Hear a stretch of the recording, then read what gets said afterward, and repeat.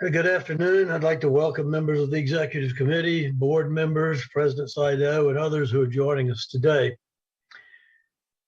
The Executive Committee of the William and Mary Board of Visitors is meeting today by electronic communication means in accordance with the board's policy on conducting meetings by electronic communication means.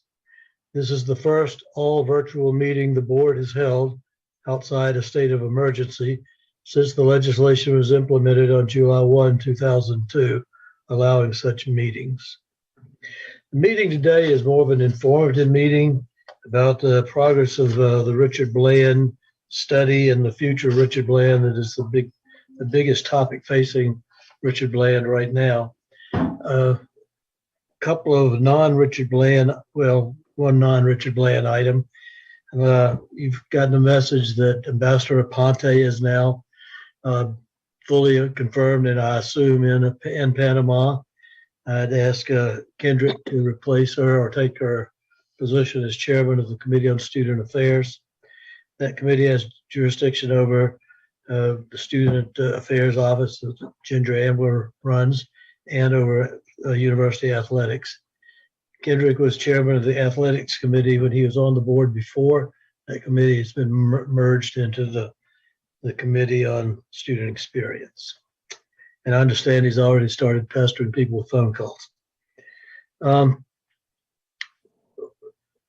Before turning this over to the Richard Bland subject, I wanted to congratulate President Saido and those at Richard Bland for what I understand was a very successful pecan tournament this year, a festival, not tournament.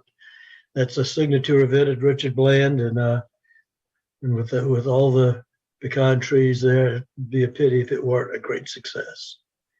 Now, I'd ask Chairman of the Richard Bland Committee, John Rathbone, to give us a summary of what's happened in general, and then President Saido will give a more detailed view of where we are with the Huron report and her activities. Okay, as you know, the General Assembly has required that by November the 1st, Richard Bland supply a plan for an innovative model in higher education. And Richard Bland itself is a unique asset to the Commonwealth. It is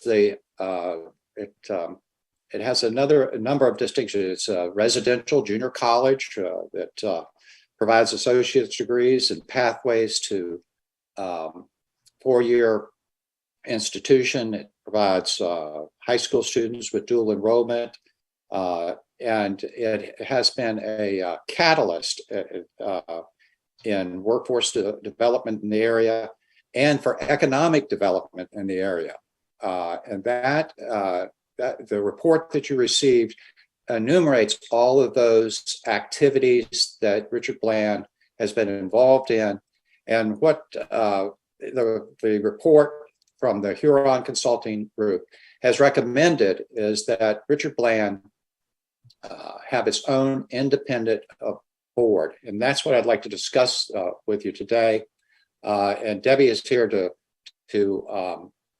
go into great detail about where we stand, the legislative efforts that have to be taken almost immediately because of the timing for putting together legislative agenda is coming on us very quickly. So Debbie, I'll turn it over to you to discuss where we are in the legislative process and the like. Director, and thank you, Mr. Rathbone. I do want to acknowledge that John Rathbone has participated as a member of the steering committee, working directly with Huron, the company that was after a selection process looking at which of the higher ed consultants would be best situated to write the report that is due to the General Assembly on the 1st of November. Huron had done other work, as you recall, for the college. One study that conducted market analysis in looking at the future state vision of Richard Bland College. So Huron was selected to write this report, and Mr. Rathbone, thank you for being part of about a 3-month-long process of reviewing drafts, talking about how best to convey this new model of higher education that Richard Bland is very actively engaged in providing, and also to help craft a look ahead at how the college continues to evolve as a unique model for higher education in the Commonwealth. I think it might be most helpful to first give an overview in terms of the timeline and the different tasks, if you will, that we are tracking. So first, obviously, the November 1 report, that is in draft form. I would say it is in near final draft form at this point. We have sent it to the graphic design marketing department, where they will put this document together, and we will hold it open until the very end for any final feedback. But if you haven't had a chance to read that draft, I encourage you to do so and provide your feedback. We have also, I have met with every department on the RBC campus, both internal academic as well as administrative. So I've had a small group discussion about the trajectory, what has happened relative to the General Assembly over about 8 years, encouraging Richard Bland, giving Richard Bland permission to enter into these innovative partnerships. And of course, leading up to 2021, when the General Assembly invited the college to submit this plan for transition. So in any case, I have been gathering from all of the stakeholders listed in that legislative language, gathering their input, having open discussion, candid discussion, taking questions. So I'm trying to convey that even as we prepare to submit the report, we are honoring the commitment to engage all of the stakeholders of Richard Bland College in that process. The second area, task area that we are very attuned to is SAC-COC substantive change. So just know that in the timeline that has been provided, Stacy Sokol in particular, who is overseeing compliance for the college, is working directly with our SAC-COC liaison and is tracking the dates by which we have to have a prospectus ready to go to that body. Again, we want to ensure that all of the parts and pieces would fall together as planned in the event that the General Assembly does take action, and that we come out in March with General Assembly approval to have a dedicated board of visitors. I mentioned internal communications. Again, that has been very productive. And I would just say that those meetings went even better than expected. In terms of external communications, I do have Terrell Robinson and LaCherice Aird with us today, and they can provide whatever level of detail you would like about the many, many conversations we have had with elected officials, with staff to the Senate and House Appropriations Committees. I will be meeting with Secretary Gadara at 8 o'clock in the morning. So we are constantly in conversation with the stakeholders who have an interest in this potential change. And finally, governance actions. So if the General Assembly does take this action, we have also sorted out what needs to happen relative to an updated, for example, an updated brand study, There are considerations there that we are staying on top of and tracking. We would want to at least give a new board the opportunity to engage in the strategic planning process. So we are thinking about how we would manage that activity. We are across the board looking at the kinds of things that a new governing board would want to get a handle on as they would take that governance role on July 1st, 2023. The only other item that I think I would just like to bring up and then open it up for questions is just to say that we do have on the House side legislative language. So as you know, Legislative Services drafts this language. This is not something that we give to them. This is something that the patrons have Legislative Services prepare.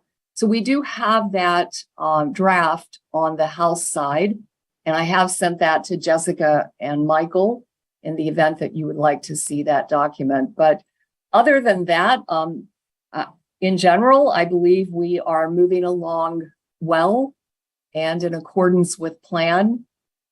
I deeply appreciate the support of this body, and I think would just say that as we have moved along, it becomes clearer to me, for example, in a meeting with our corporate partners last week, where Kirk Cox was the keynote speaker, there is even more of a need, perhaps I'll just state it that way, there's even more of a need for the type of institution, the nimble, responsive institution that is customizing or personalizing with each partnership the kinds of services and delivery modes that can be provided to specifically serve the needs of our local economy and to build the local workforce and also the workforce of the Commonwealth. So I think as we've gone through this, and this is just personal commentary, I think there has been further affirmation of the need to have more of a dedicated local governing board that really is helping to put those parts and pieces together to ensure that this college stays on the trajectory that we're on to be a part of problem solving at a time when emerging industries like DroneUp need all the help they can get. And the final anecdote I'll share, at the Pecan Festival, and Mr. Rector, thank you so much for remembering, we had 15,000 people on campus this weekend. And Tom Walker, the CEO and founder of DroneUp, was here, as was about, help me, Terrell and LaCherice and Stacy, but I think about 30, maybe more members of the DroneUp team. It was a very big turnout from DroneUp. There was a drone demonstration. So for those of you who were at the governor's mansion on the day of the announcement, you'll recall that a package was dropped for the governor. Well, in this case, a package was dropped for me, and in the box was a whole package, little bags of pecans. And so Tom Walker was very, very pleased with the partnership and shared with me that he had been at a meeting the week prior with higher ed leaders and corporate leaders, and they were brainstorming about ways that higher education and industries, especially emerging industries like unmanned systems, can work better together, can collaborate in ways that preserve quality of instruction, of learning, but at the same time are more responsive to the kinds of timelines and unique needs of different companies. And he very proudly said, he raised his hand and said, "We've already solved the problem." And it just meant a lot to me that he shared that story, because I do think it captures very well the problem we're trying to solve and the way that this body is recognizing that Richard Bland College has prepared for this moment in time when we can go forward and continue to evolve as a solution, a higher education solution for workforce development in a way that has not been addressed previously.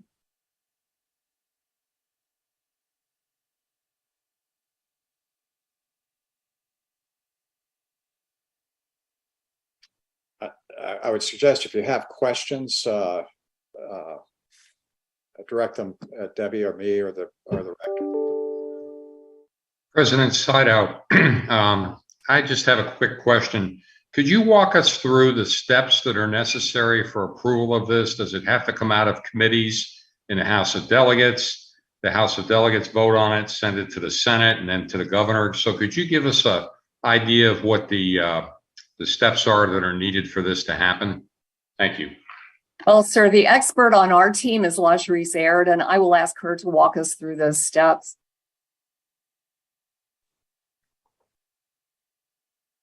Hi, good afternoon, everyone. Thank you so much. The steps that are necessary, I just want to make sure I heard you, for the legislative process, is that correct? Mr. Stephen, did I hear that? Yes, yes. I just wanted to know, what are the steps necessary to pull this off? Does it have to come out of a committee or two in the House? Yeah. Then over to the Senate and then go to the governor ultimately? That's right. So as Dr. Sydow shared, right now we do have the draft language of the legislation, and the patrons will have an opportunity to make any final addition changes before it's actually introduced. Once the final language is agreed upon by the patrons, it will be assigned to a subcommittee, both in the House and the Senate, because the language is being introduced in both bodies. Once the legislation makes it through the subcommittee, it will then go for a full committee vote. After the full committee, it then goes to the floor of both bodies. After we reach the point of crossover, the legislation will exchange bodies. The House version will go to the Senate, and the Senate version will go to the House. That will reset the process. The House legislation will go through the Senate subcommittee, the Senate full committee, a full Senate vote, and the same on the House side with the Senate legislation. And then both will, should they both make it, they will then be sent to the governor for signing. LaSharice, who are the sponsors or the patrons? We have right now in the House, Emily Brewer, and in the Senate, we have Frank Ruff. And we may pick up co-patrons along the way, but they are the primary patrons. And what is your time frame do you think that this will take? For the legislation? Yes. Well, this is a short session, 45 days. And so the Speaker of the House, and he will assign, typically once legislation is introduced, he will assign it to a subcommittee right away. So it'll have to be through that 45-day period. But we'll know the fate of the legislation before crossover for sure, because anything not acted upon by crossover dies. Thank you. Dr. Sydow or LaSharice, Dr. Sydow, you mentioned that you and LaSharice have spoken with a number of legislators to date in connection with this proposal. Are you hearing any resistance, and if so, on what basis? None at all from any elected official. In fact, LaSharice mentioned that there would likely be co-patrons. We have had a number of people step up in the course of the conversation and offer to be co-patrons. I do expect that we would have a number to sign on because I think many believe that this is historic. This is legislation they want their names to appear on. That's the impression we're getting. And especially if you look at our surrounding region and legislators who have, either their schools participate in dual enrollment with Richard Bland College, corporations within their districts have relationships with Richard Bland College, and this gets pretty extensive, Cynthia. So again, I think I am pleasantly surprised. I couldn't have anticipated the level of responsiveness and enthusiasm that we are hearing from the different elected officials we've spoken to. LaSharice, would you agree with that? We have had no one say this makes no sense. Don't do this. This is crazy. I would agree. Thank you. Good to know. What role, if any, does Chev play in influencing the decision? LaSharice, I'm going to ask you to answer that because I think you understand Chev's role better than I do as an advisory body to the General Assembly.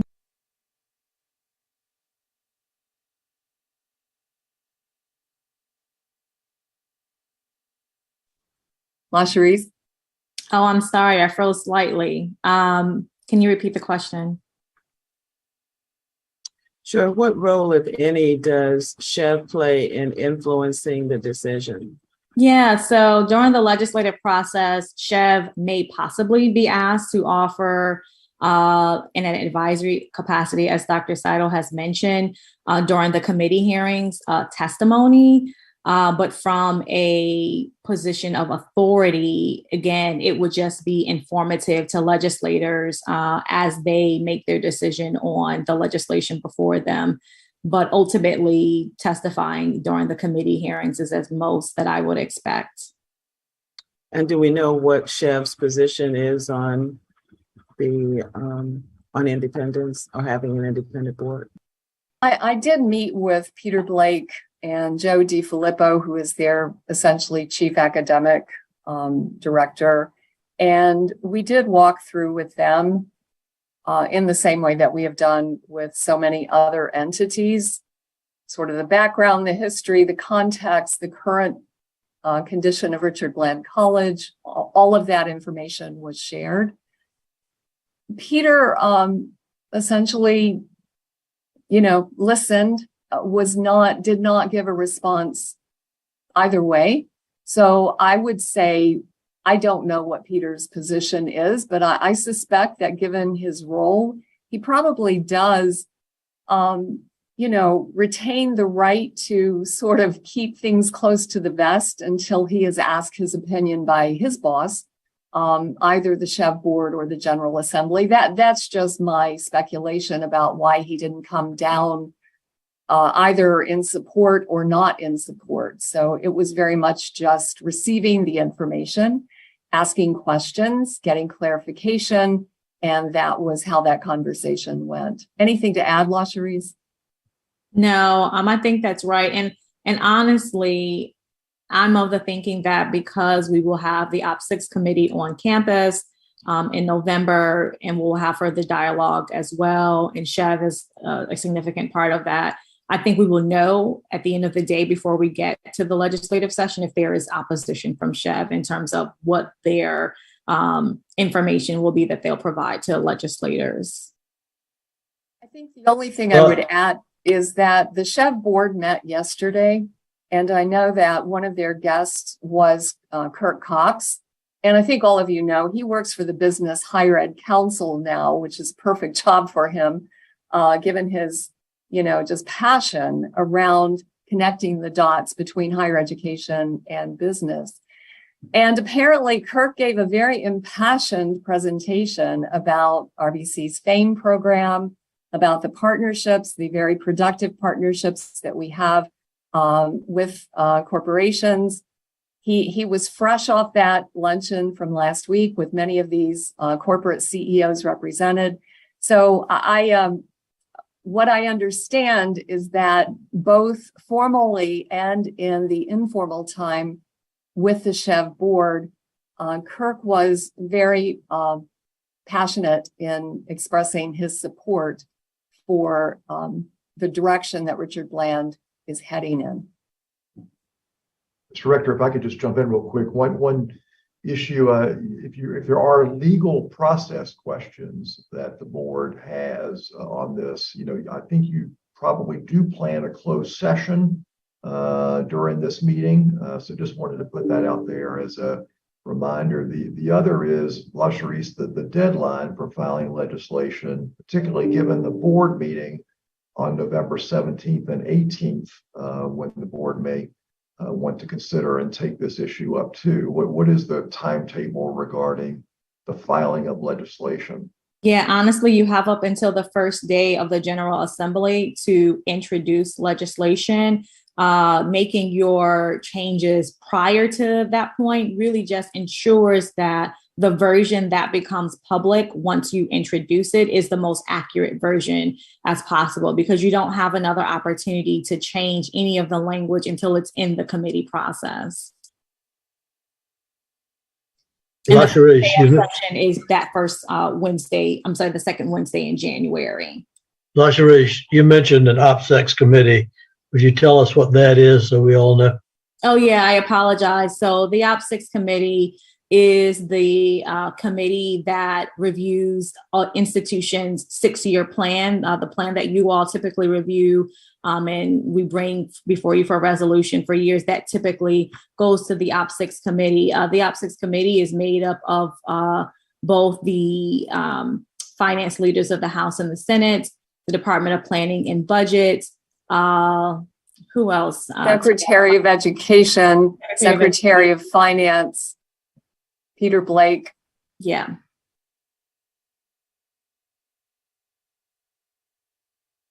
Any other questions for President Saito or her team?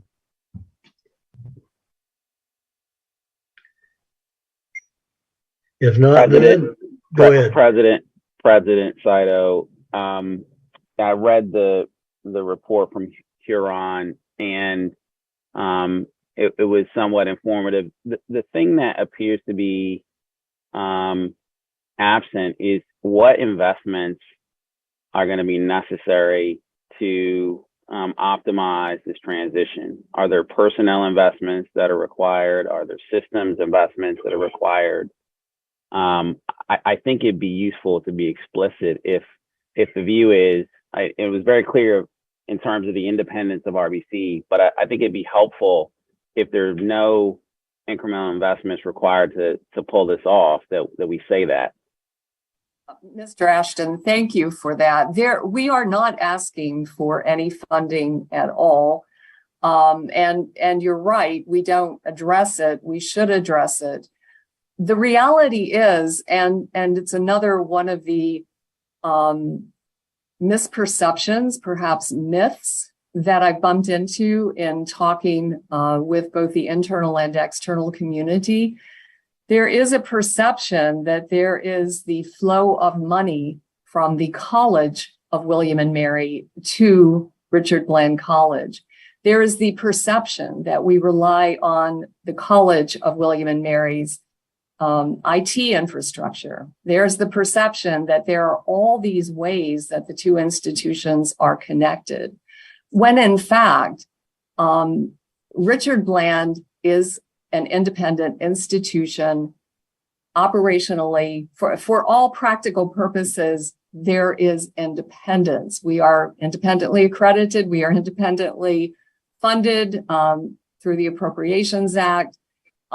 So I hear what you're saying, and we will make that change to the report.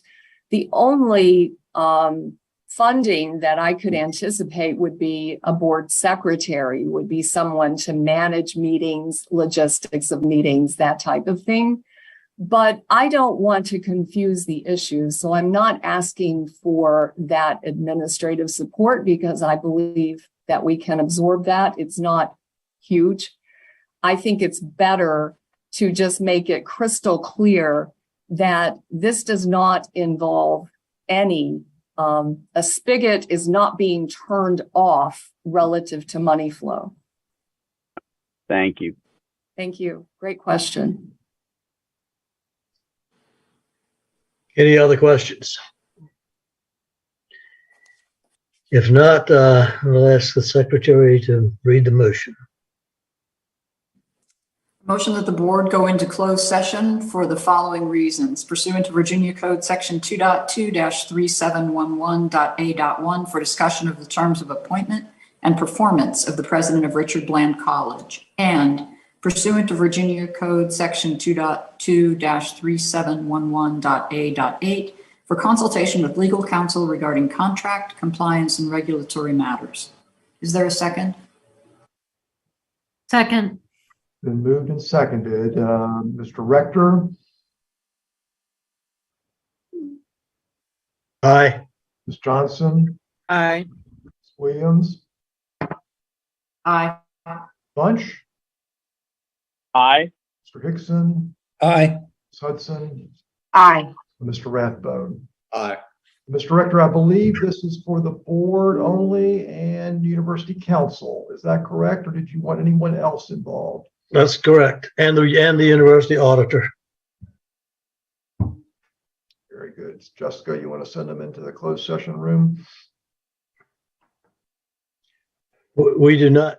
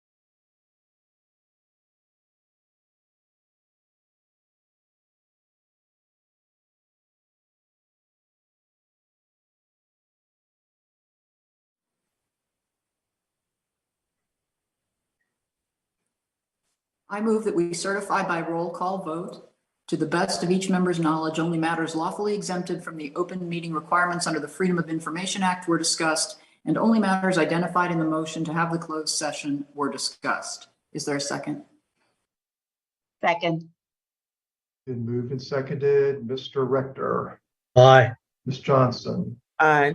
Ms. Williams, Aye. Mr. Bunch, Aye. Mr. Hickson, Aye. Ms. Hudson, Aye. and Mr. Rathbone. Aye. Mr. Rector.